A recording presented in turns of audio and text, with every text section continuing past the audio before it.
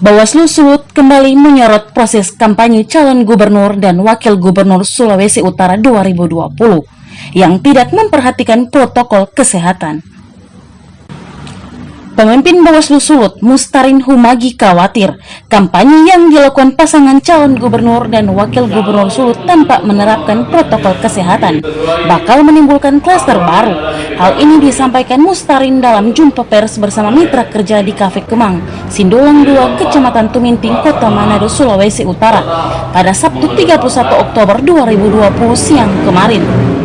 Memang kita temukan ada kemudian proses kampanye atau kemudian tahap kampanye yang kemudian arak-arakan yang sudah tidak mematuhi dengan protokol COVID, maka kemudian Satgas ini akan bertugas untuk melakukan pencegahan bahkan pembubaran sesuai dengan rekomendasi Bawaslu tentunya, sehingga kemudian kalau ada ditemukan atau pelaksanaan kampanye yang kemudian itu tidak sesuai dengan prosedur, kita maka akan menerima laporan itu dari bawah sejak berjalan dan kita akan segera melakukan proses penanganan ke bawah, tentunya kemudian dengan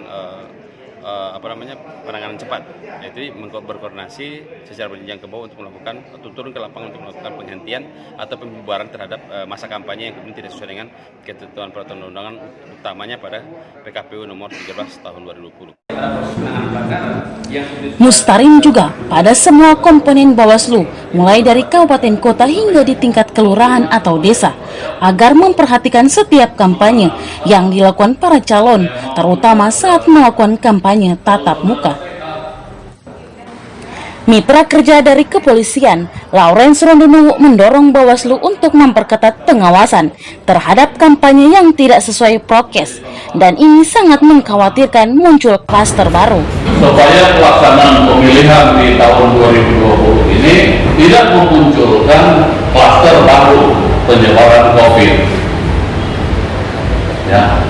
Jadi semuanya dalam pertemuan-pertemuan itu diisi informasi-informasi yang memungkinkan ada klaster-klaster yang baru yang berdampak buruk terhadap demokrasi di Indonesia.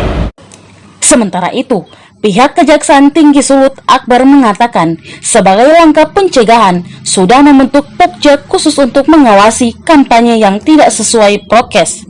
Proses ASN melalui komisi ASN, jadi penerapan sanksi itu juga harus